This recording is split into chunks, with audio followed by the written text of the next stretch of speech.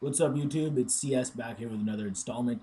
And yes, these are my picks for UFC Ultimate Fight Night Seattle. Or UFC Ultimate Fight Night Nogueira versus Davis, whatever you want to call it. But yes, this is going to be a re-up of my initial video I posted for this card. Yes, I already did make my predictions really early like usual. But thing is, way too many injuries happened to this card.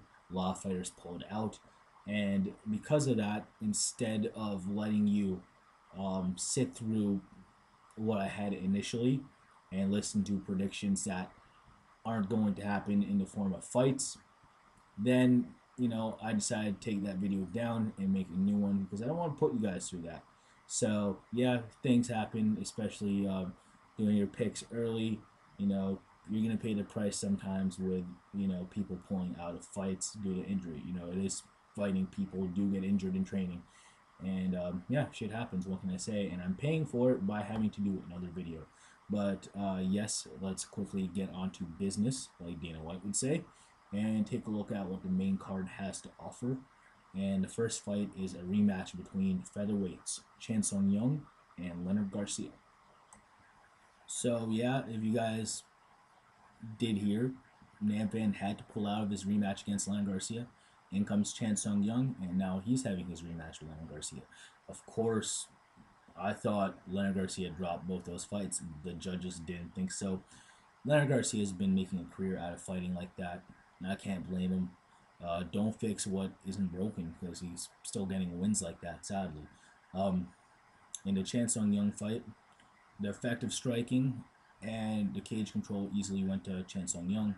When he would throw punches and get aggressive, he would connect more often than Leonard Garcia would. Also, Leonard Garcia would throw a takedown, and you know he'd get him stuffed. He threw what 3 or 4 takedowns the whole fight. He got him stuffed. Chan Sung Jung definitely won the cage control there. On top of that, he did have the submission attempt by taking Leonard Garcia's back. So to add to cage control, he brought the fight to where he wanted it. So what can I say? Leonard Garcia lost in that department. Leonard Garcia, if he was going to win anywhere, it was aggressiveness. And I don't know, Chan Sung Young was just as aggressive, and I think he did a lot more in judging criteria to win than Leonard Garcia did. I really don't know what the judging criteria is anymore, though, and neither do the judges because it's been so inconsistent lately. So I really don't know what to say. I don't know what they're looking for this fight, and because of that, I feel like I can't exactly give you an intelligent breakdown of what's going to happen, but I'm going to try. Um, Leonard Garcia, let's take a look at him. His last fight, he did fight Namfan, and basically he got the Korean Zombie treatment, but worse. And that was more of a robbery than what Zombie did to him. And Zombie, I thought, got robbed like, you know, I thought he got robbed to his last penny. Like, Nam Fan just got, raped by the judges. Like, I don't know what to say. You know, you can watch a fight for the first time, and you can just tell that Nam Fan won that fight. You don't even have to break it down into judging criteria. Leonard Garcia did not look like he won that fight. Sad to say, what can I say? But it works for Garcia, so I'm not going to shit on the guy for it. Um, and before that, of course, Chan Sung Young happened. Let's take a look at Chan Sung Young in this last fight. He did get KO'd by George Roop by head kick in the first round. That does not look good on your record, considering Roop is not known as a great striker or a powerful one. And for him to KO you in the first round does not look good. Can Leonard Garcia expose that this fight? Sadly, he might be able to. Do I think he's going to? Nope, because Leonard Garcia, for some reason, has decent kicks, has decent straight punches, but he puts more emphasis into those fastballs that miss, and because of that, I can't see him finishing Korean Zombie. And I think Korean Zombie is going to walk through all the stuff that should look good and whatever Leonard Garcia is trying to emphasize, like the fastball punches, like, they're going to most likely miss, and I don't see those knocking out Chan Sung Young because they didn't do it the first time. I think Chan Sung Young is going to get the better of the striking. I think he's going to be more aggressive now. I think he's in danger of losing his contract. He might get cut if he loses this fight. I really don't want to see that happening to him, considering I don't think he should have lost his fight against Leonard Garcia 2 fights ago. But he's on a 2-fight losing streak right now. Does not look good in the UFC's eyes. expect him to throw on a show. I think he's going to get better of the effective striking. He's going to beat Leonard Garcia to the punch, land more often. I think that the grappling, I'd have to give him the advantage considering he can get it there if he wants to, like he saw in the first fight. And, I just don't see a lot of wrestling done. I actually see this fight going kind of like it did in the first fight. So expect fight at night from this one, guys. So I do expect Chan Sung Jung to win the decision. I'm going to say 29-28. Leonard Garcia might drop some of those bombs, so I'm going to say he will. But for the most part, I think Leonard Garcia is going to be, teed off the pun. So I got Chan Sung Jung winning the fight, just beating Leonard Garcia everywhere in the striking department. And hopefully he does make me look good.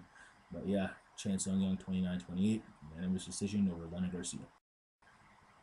Alright, guys, moving on, we got a welterweight bout between DaMarques Johnson and former Ultimate Fighter winner and Amir Sadollah. Now Amir is one of my favorite fighters, so I'm obviously going to be pulling for him. And I do like DaMarques as well, but I'm not going to say I'm biased or anything, but I really do think Amir can't lose the fight anywhere. Like, I don't see how DaMarques wins this fight. DaMarques is primarily a submission grappler. Amir is a very good one as well. Maybe just as good, maybe better. DaMarques did look nasty against Mike Guyman for BJJ blue belt. He's insane. He succumbed Mike Guyman to a body triangle. Mike Guyman's ribs cracked and he tapped out via verbal submission. That was something to see. You know what I'm saying? Do I see him getting that position on Amir? No, I really don't. I think Amir is better on the ground than Mike Guyman is. I think that Amir, he has some skills on the ground. This man submitted CB Dalloway twice with an armbar. This guy's pretty good, and he's in welterweight now, so that's saying something. I think Amir's going to be stronger than DaMarques. I also think that he has striking advantage. His kickboxing has been looking nasty lately. And I think that, DaMarques has some serious problems if he can't get it down to the ground, which I don't think he can. Amir is also, does he have like a Sambo black belt? I think, I'm not sure. Like he has a background Sambo. He has nice throws, and I just don't see, someone like DaMarques, who's not known for his strength, to get Amir off his feet. I really don't see it happening. These guys clinch up. I think Amir could control the tempo of the match there via a throw or his nasty Muay Thai as of late. I really just do not see DaMarques winning this fight unless it's via, dominant positions on the ground or somehow submitting Amir Sadollah on the ground. I just don't think it's going to go there, and if it does, I think Amir is going to be fine. So I got Amir keeping this fight on the feet primarily and teeing off on DaMarques for a better part of 3 rounds with his nasty Muay Thai as of late. So I think he's going to do it here, and I do think he's going to get third round TKO. I think when the third round starts, he would have already round one and two, and then I think he might drop DaMarques, and that's where he goes in for the kill via punches. So I'm going to say Amir finishes the fight and beats DaMarques Johnson via punches, third round TKO. Alrighty, guys. Now, I failed to mention that Amir Sadollah was initially slated to fight Duane Ludwig. Now, of course, Duane Ludwig pulled out, which is why I mentioned the Amir Sadollah and DaMarques Johnson bout. But the next bout between Anthony Johnson and Dan Hardy, I already made a prediction for. I did pick Dan Hardy. I'm obviously going to stick by that. But let's break it down again. Anthony Johnson, good wrestler. That's about it. His cardio's shit. His chin isn't that good. His striking's atrocious. He doesn't have very good submissions or submission defense. He's just a wrestler trying to make his way into MMA and hasn't gotten good at everything else yet. Everyone he's beat, everyone he's finished, isn't in the UFC anymore. Meaning he's not a UFC caliber fighter. I don't think he is. I'm not even sure if Dan Hardy can hang in the UFC either, considering, this guy loses to any submission grappler with wrestling. You know what I mean? You put him up against a striker, he still might be vulnerable. So, Dan Hardy's good for entertainment, but by any means he is not top 10 material anymore. The welterweight division has gotten stronger. But having these two guys fight in the co-main event, I still think is atrocious. These guys should be unranked regarding the top 10. And yeah, they pretty much can't beat anyone in the top 10 I can think of. So, this is a co-main event for a card for the UFC. I think it's kind of sad. It's a free card, so they can afford to do it. Yeah, I do not see Anthony Johnson coming in shape. I do not see him, because of that, I see him coming into the fight gassed. And I think Dan Hardy is going to be able to stuff his takedown, sadly. I know Dan Hardy does no wrestling, but for the most part, with an out of shape Anthony Johnson coming back from a year and a half layoff, I think he should have some success. And because of that, I'm going to say Dan Hardy wins the fight via a late first round TKO. For a good wrestler like Anthony Johnson, he doesn't have very good top control. If he does take Dan Hardy down, I can see Dan Hardy getting back up and trying to, maybe win some exchanges in the clinch. And after that, trying to separate and trying to beat Anthony Johnson via punches right after that. So I can see that happening. I just don't have faith in Anthony Johnson. I just think he's a plain old wrestler. I think Dan Hardy, as one-dimensional as he is more of a consummate mixed martial artist compared to Anthony Johnson. So I got to pick Dan Hardy via first round TKO. I do not like this fight. I do not like my pick, but we'll see what happens. All right, guys, moving on, main event. Now, here's a good main event. This should have been Tito Ortiz versus Antônio Rogério Nogueira. That didn't exactly happen. That's why it's Antônio Rogério Nogueira versus Phil Davis. I really wanted to see Tito lose. Tito gets beat everywhere except for wrestling, and he doesn't even do that very well anymore, which is why I would have picked Nog to win by probably unanimous. Tito is a very good grappler. I don't think Nog will submit him. I don't think Nog is going to tee off on him that bad on feet either. Tito has a decent chin. So, I would have picked Nog by, unanimous D, maybe 30-26. As for this match, Phil Davis versus Nog, I already made my prediction in my initial video. I said Phil Davis. I'm obviously going to stand by that. I think Phil Davis is a very strong pick for this fight. If Jason Brills and Ryan Bader can do what they do what they did against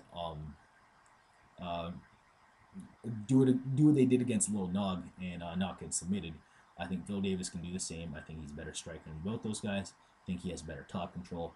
I think he has better submissions and submission defense, although, no one's submitting each other in this fight, I think. And I think that he's a better striker.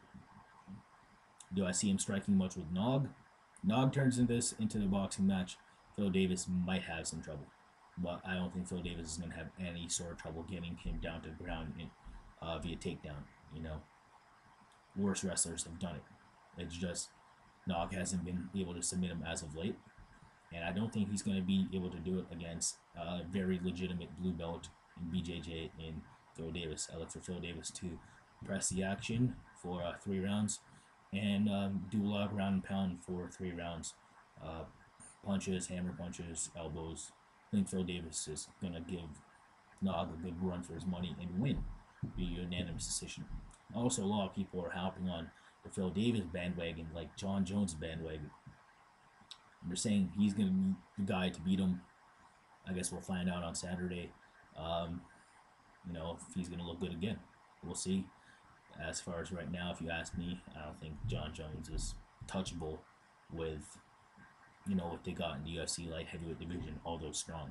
But yeah, again, for this fight, I do have Phil Davis winning via unanimous decision. So we'll see what happens. But yeah, YouTube, that about does it for my picks for UFC Ultimate Fight Night Seattle or UFC Ultimate Fight Night 24, I think, or UFC Ultimate Fight Night Nogueira versus Davis, whatever you want to call it. Now, if you have anything to say, please say it. It deserves to be heard. You guys have an opinion too, which is why you guys have a keyboard and a comment button. So please use it if you need to say something. I value everything you guys have to say, trust me, because like, you know what, I might miss something when predicting a fight, then you might point it out, and then I'm obviously going to take that into consideration next time I break down a fight. So, you know, you guys help me learn, and I hope you guys learn as well if you take into consideration the, you know, little insight I have. But thank you for your loyalties as usual, and please subscribe if you like what you see, guys. But that about does it. Take care. Enjoy your week, and if you guys have anything to say, again, please say it. 128 happened yesterday, so if you want to ask me stuff about that, please do. But yeah, until then, subscribe if you like what you see, guys. Thank you very much. Take care.